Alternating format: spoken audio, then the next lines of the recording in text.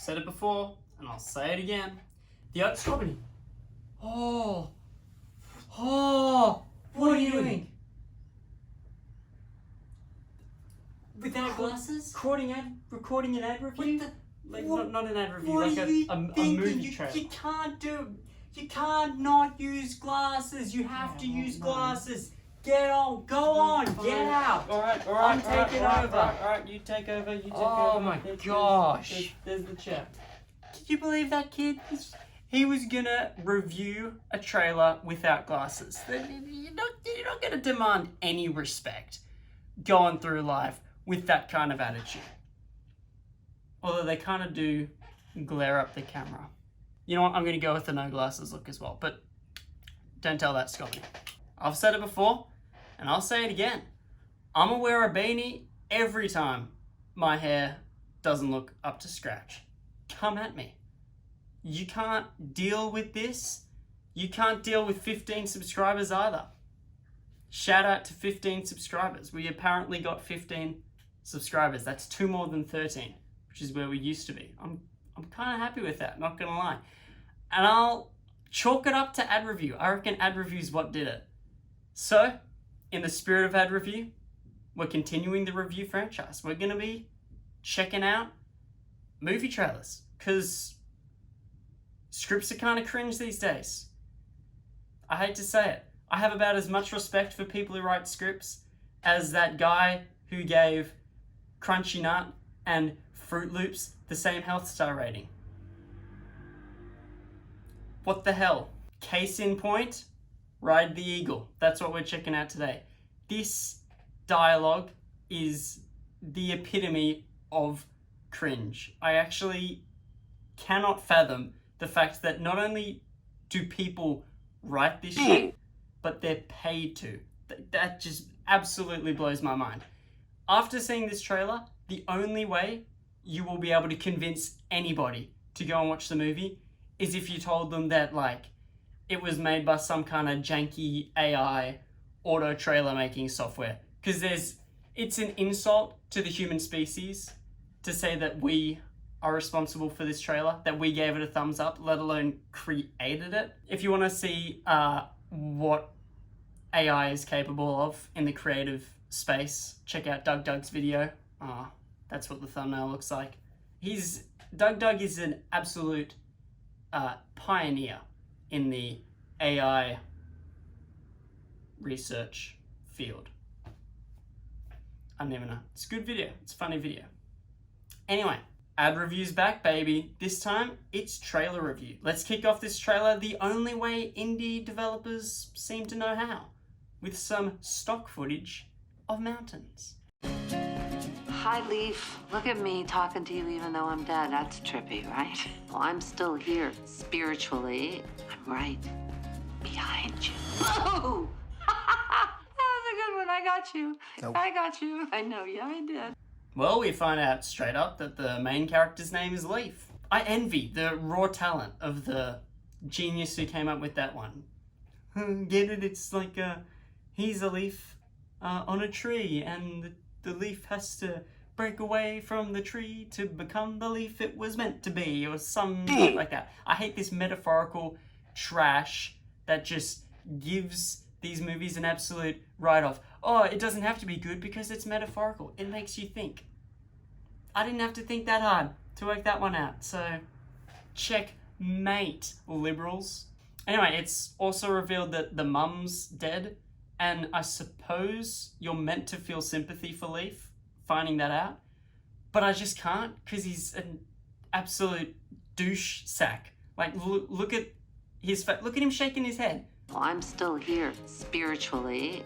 And his reaction to her joke, like, I'm right behind you. Oh!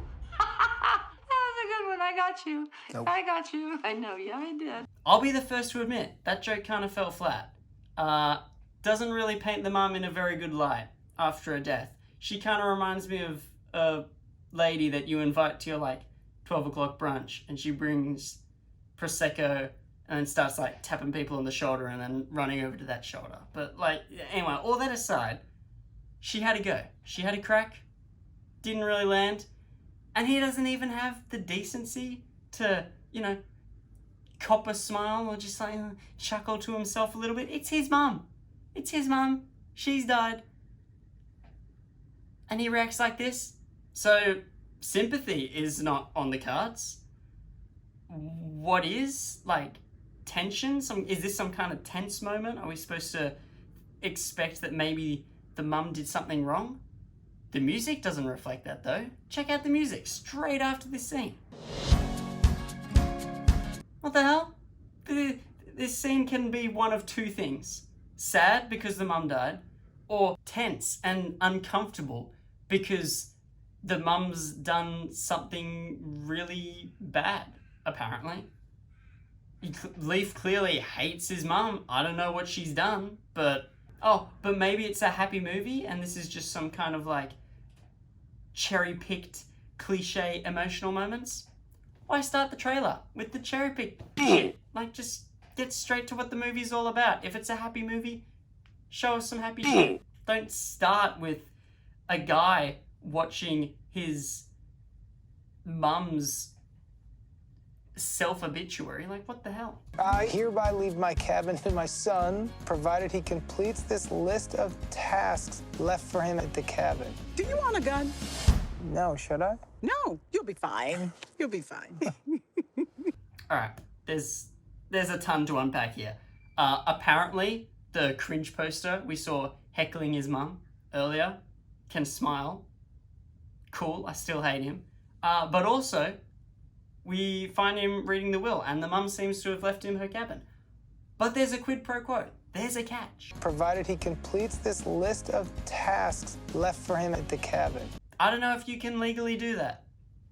For starters, who gets the cabin while the Leaf's going on this quest? Anyway, that's not even important. What incentive does he have to complete these tasks that his mum's given him?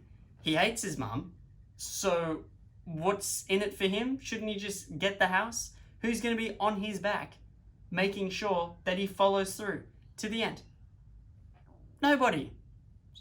But the whole movie is about him doing these tasks. Why does he want to?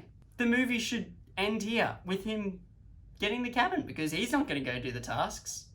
But it doesn't. And we get this line. Do you want a gun?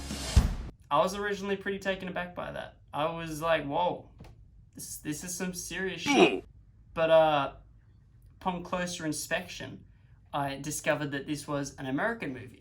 And I can understand that those are probably just like, it's just a throwaway question. Something that Santa might ask like an 8-year-old on his lap at Christmas, Also, the director of this trailer has the same joke that he repeats 6 times. I counted 6 times all the way through. It's the classic music stops, say the line, music starts back up again.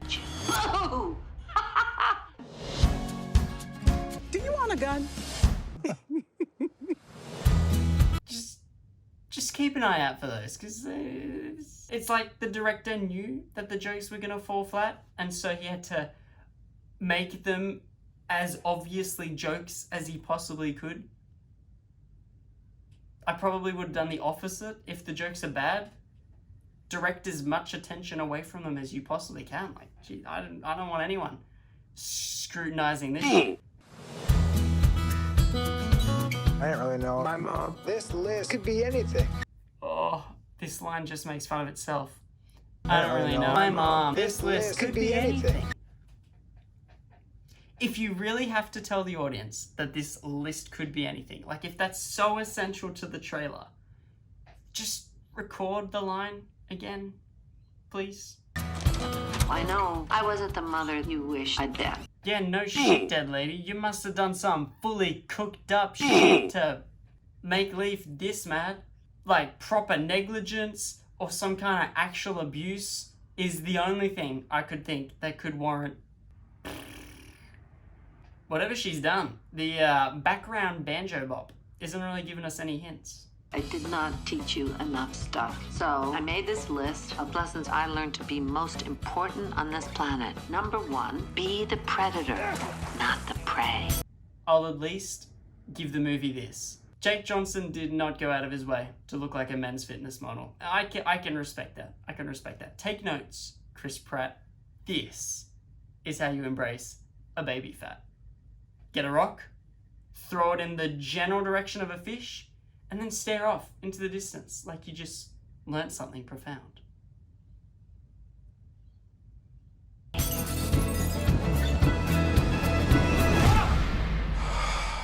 Who are you, man? Your mom and I were lovers. I almost let this slide when I saw frickin' J.K. Simmons sitting there. Holy shit, movie gets an instant 10. Sue me. But Leaf heard broken glass, right? And then he comes down and old mate's just sitting here like, Your mom and I were lovers. I don't know for sure. But if I had to guess, there's no broken glass. There's no broken glass. I'm gonna miss you, sweet girl. Your mind, your sense of humor, your taste in the morning. Comedy genius. If in doubt, music start, stop music, say line, music start again. Gets me every time. This is how comedy was meant to be played. Your next task, call the one who got away and say you're sorry. Hey, Audrey, it's Leaf. I'm sorry, is that a name or a word? Oh, damn. I know she's his ex and all, but that's low-hanging fruit, even for you, Audrey. We dated for 3 years. Why don't you give me your phone number, and then if I can remember who you are, I'll just give you a call back. It's full. You're so dumb, Leaf. Oh, buddy. I just straight up don't understand this dialogue here. Like, okay, so Leaf calls, and then she asks for his number as like a kind of joke. He gets all excited. Why? Aren't they already on the phone? Is this before caller ID was a thing? Anyway, she tricks him into being excited. And then catches him out. And somehow that's like really bad. Like he looks bad in this situation for some reason. Like if she's trying to humiliate him, there's any number of ways that she could do that. Just hang up. Just vent. I don't know. This scene doesn't make sense. What is the thing here?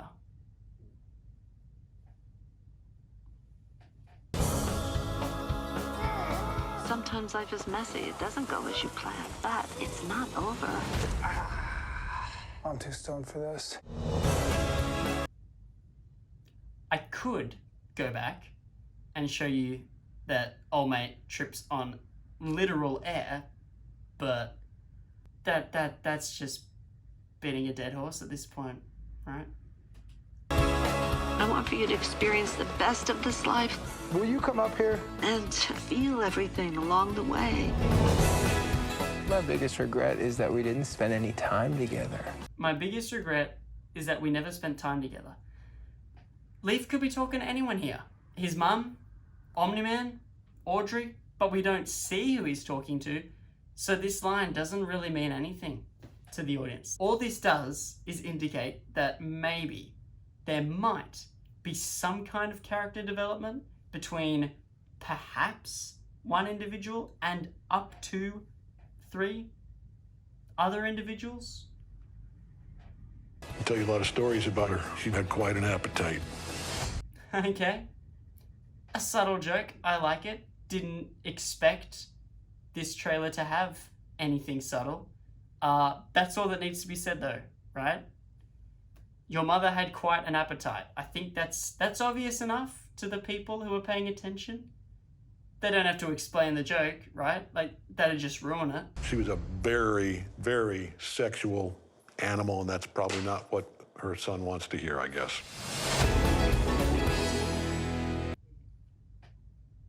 Okay. It's actually funnier when you make it really obvious. Good job. And also the bit where you stopped the music and started the music up again. She had quite an appetite. Sexual. That made it even funnier again. 2 times funnier than the original joke. I didn't mean for this video to come off all sassy and shit, but it kind of seems like it has. So, apologies. Let me know in the comments how many music stop line, music starts up again gags you found in the trailer, and I'll scroll through. The correct answer gets up to 500 V-Bucks. You have my word. Anyway, final thoughts. Do I recommend Ride the Eagle?